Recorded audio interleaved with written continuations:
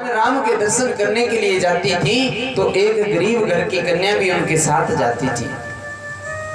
उनके साथ गरीब घरों की कन्या जाती थी।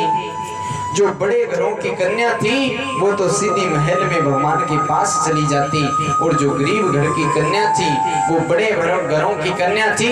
वो कहने लगी कि आप भगवान राम के महल में प्रवेश नहीं कर सकती, आप तो नीच घरों की हैं, आप इस बाहर महल से बाहर ही खड़ी हो जाओ। वो रोज उनके साथ आती और रो करके जब तक वो दर्शन करती बाहर बैठ करके रोती, हे नाथ, हे राम, आपके दर्शन हो तो मुझे कब हो, पर मैं आस नहीं छोड़ूंगी, कभी तो आप महल से बाहर आएंगे, मैं दर्शन करके रहूंगी। रोज वो आती और रो करके फिर घर चली जाती, रोज आती। एक दिन भगवान राम ने कहा कि मैं जाकर के तो देखूं प्रजा में क्या हाल है। भगवान राम अपने महल से बाहर आए तो वो गेट पर बैठी हुई गरीब घरों की कन्या रो रही थी। रोने लगी, भगवान राम को देख करके चरणों में गिर गई, हे प्रभु, मुझे बहुत समय हो गया तुम्हारे दर्शन करने के लिए मैं तरस रही थी, आज आपकी कृपा होगी प्रभु, मुझे आपके दर्शन हो गए। मैं रोज आती हूँ, लेकिन ये बड़े घरों की कन्या हैं, ये कहती हैं कि आप अंदर जाने के लायक नहीं हैं, आप नीच घरों की हैं, मुझे अंदर नहीं आने देती, मैं यहीं से वापिस चली जाती हूँ। भगवान राम ने कहा, देवी, भगवान राम ने कहा, सुनो कि ये जो अंदर मेरे दर्शन करने के लिए बड़े बड़े घरों की आती हैं, जब मेरा कृष्ण अवतार होगा तो ये जो सब हैं अंदर मेरे दर्शन करने आती हैं, ये गोपियां बनेंगी, ये सब गोपियां बनेंगी और एक झलक देखने को मुझे तरस जाएगी। और तुम जब मेरा कृष्ण अवतार होगा तो नंद जी के महल के पीछे एक बांस बनोगी और उसी बांस की बांसुरी तोड़कर नंद जी मुझे देंगे, और जब तक मैं मरूंगा नहीं आपको अपने होठों से लगा करके रखूंगा, अपने पास रखूंगा। इसलिए भगवान कन्हैया बांसुरी रखते हैं। जब कन्हैया हुए तो नंद जी के महल के पीछे एक बांस हुआ, उसी बांस को काट करके नंद जी ने कन्हैया को बांसुरी बना करके दी। दूसरा कारण ये है कि बांसुरी के अंदर कितने छिद्र होते हैं? बांसुरी के अंदर 9 छिद्र होते हैं, 9 सुराग होते हैं। बांसुरी के अंदर 9 छिद्र होते हैं, और ये जो शरीर है मनुष्य शरीर, इसके अंदर भी 9 छिद्र होते हैं।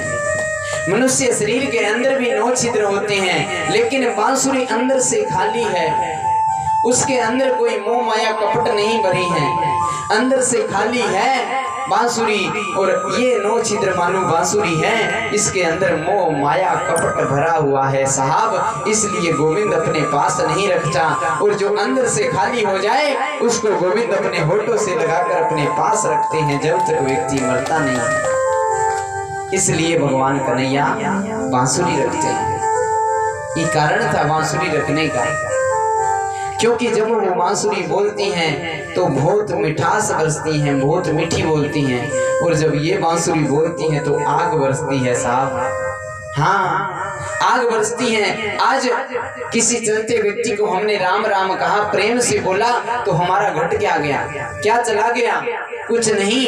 अगर किसी जाति को किसी घर में माता पिता सासू ससुर जो भी हैं उनको प्रेम से बोल दिया जाए तो उनका मन भाव विचार बदल जाता है।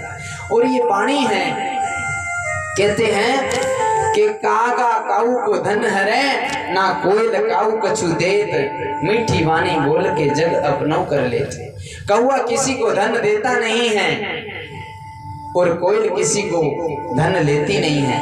और कौआ आकर के जब गेट पर घर पर बोले तो कहते हैं जाओ जल्दी उड़ा दो इसको, कैसे क्वाएं क्वाएं कर रहा है। और कोयल अगर दूर बोलेगी तो भी मन को मोह लेती हैं। ये वाणी का तो खेल है। क्या कौआ किसी को कुछ देता है? सोना चांदी किसी को कौआ कुछ नहीं देता, कौआ किसी का कुछ लेता नहीं है, कुछ भी कौआ नहीं लेता। और कोयल किसी को कुछ सोना चांदी देती नहीं है।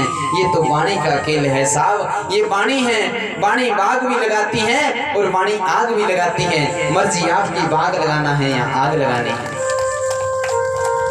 वाणी से बाग भी लगते हैं, वाणी से आग भी लगती है। अब डिपेंड आप पे करता है कि आपको बाग लगाने हैं या आग लगानी है। तो इतनी मीठी माधुरी बांसुरी बोलते हैं इसलिए जिसमें मिठास होती है, प्रेम होता है, छल कपट नहीं होता है, उसको मेरा गोविंद हमेशा के लिए अपना लेता है। आगे चलकर भगवान कन्हैया को आज सुंदर स्नान करा करके पैरों में पायल बांधी, मैया ने सुंदर पैरों में पायल बांधी, पीला पीतांबर फिरा दिया, करदनी बांधी, बगल में मोर का जो मुकुट था वो सर पर धारण कर दिया। आज मैया की उंगली पकड़ करके कन्हैया नाच रहे थे। मैया की उंगली पकड़कर आज ब्रह्म यशोदा के सामने नाच रहे हैं। ठुमक ठुमक के जब कन्हैया नाच रहे तो गोपी जाते हुए झरोखे में से देखा आज ब्रह्म नाच रहा है, यशोदा के आंगने में ब्रह्म नाच रहा है। ये जब देखा तो मन गदगद हो गया।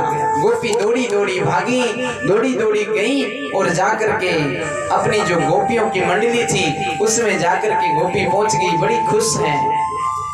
अब दूसरी गोपियों ने पूछा, बहना तू इतनी खुश काहे को है, क्या बात है गई, का देख लो तेने।